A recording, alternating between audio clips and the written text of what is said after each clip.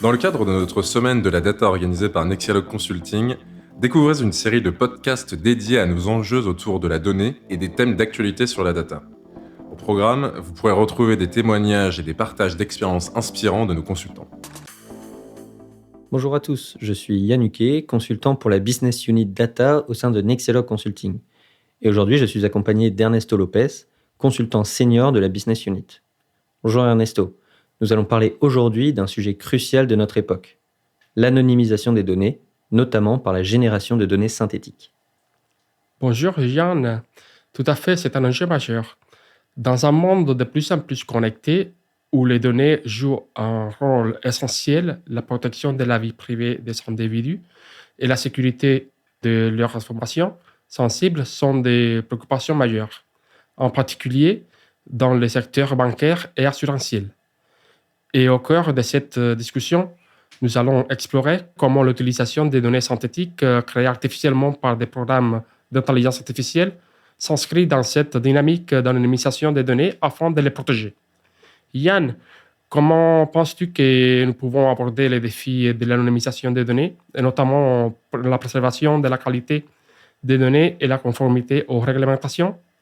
Eh bien, Ernesto, l'anonymisation des données, c'est un processus crucial pour protéger la vie privée des individus tout en permettant l'utilisation des données à des fins de recherche, d'analyse ou d'autres applications.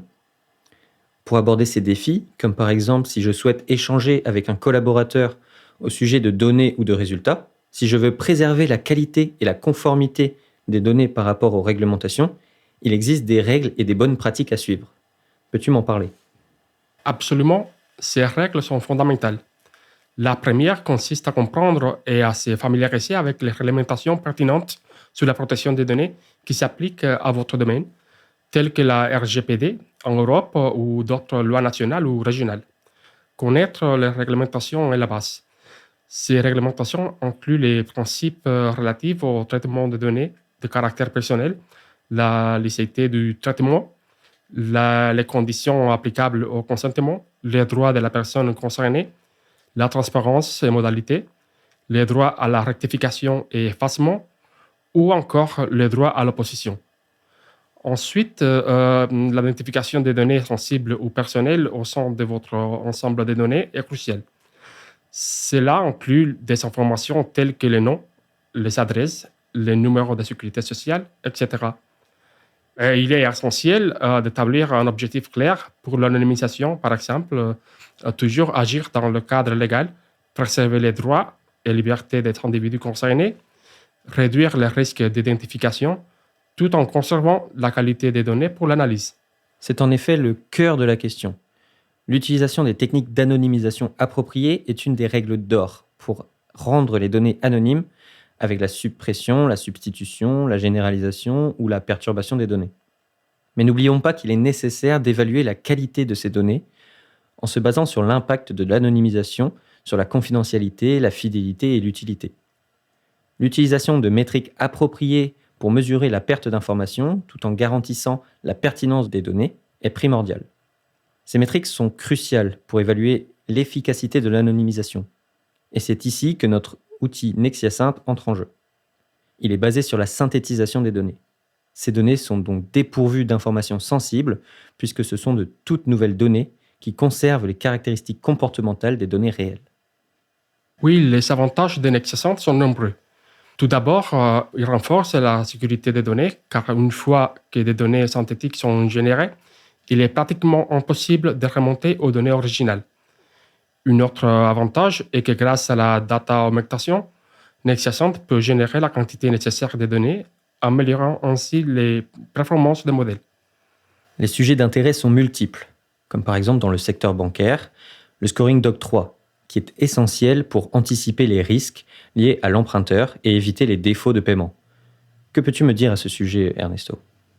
Il y a également la prédiction des revenus qui repose sur des caractéristiques démographiques telles que l'âge, la profession, le statut matrimonial ou les niveaux d'éducation, qui est crucial pour mieux comprendre la situation financière des clients.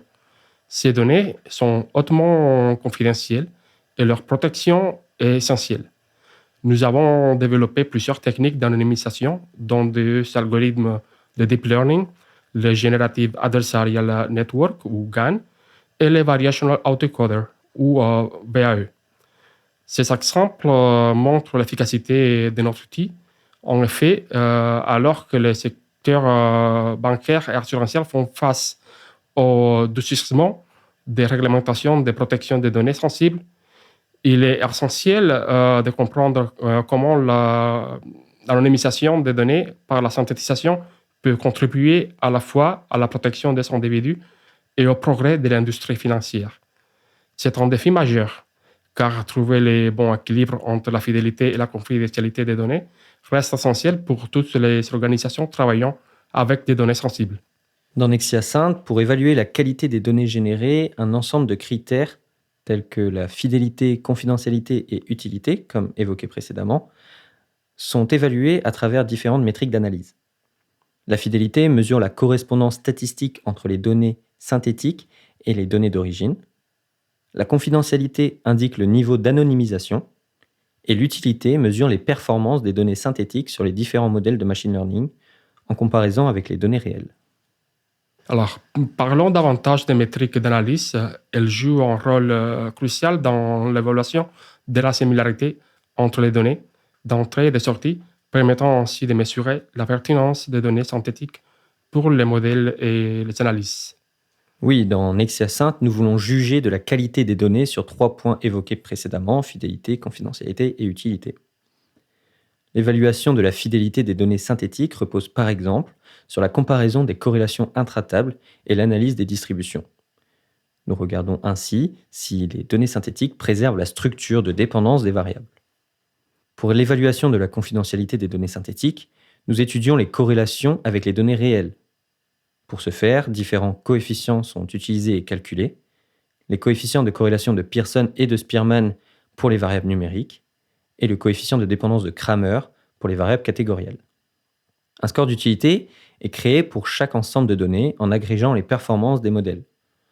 Le modèle formé sur les données synthétiques doit idéalement présenter des performances similaires à celui formé sur les données réelles. Cela garantit que les données synthétiques sont utiles pour les analyses et les modèles, tout en maintenant la confidentialité, puisqu'elles présentent le même comportement face à la modélisation.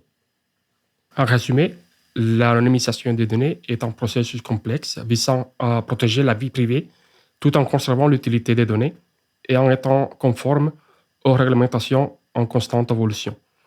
Trouver le bon équilibre entre ces objectifs demeure un défi majeur pour les organisations travaillant avec les données sensibles, ainsi que réduire les risques de réidentification, préserver la qualité et la sécurité des données anonymisées. À l'heure où la protection des données personnelles est au cœur des préoccupations, travailler sur des données en vue de les anonymiser est donc un défi de taille. Il est essentiel de poursuivre cette discussion pour comprendre comment ces approches peuvent contribuer à la fois à la protection des individus et au progrès de l'industrie financière. Merci Ernesto pour ces échanges. Merci à toi aussi, Yann. Merci à tous pour votre écoute. N'hésitez pas à vous abonner à notre page LinkedIn afin de suivre l'actualité data de Nexia Consulting et de lire nos prochaines publications.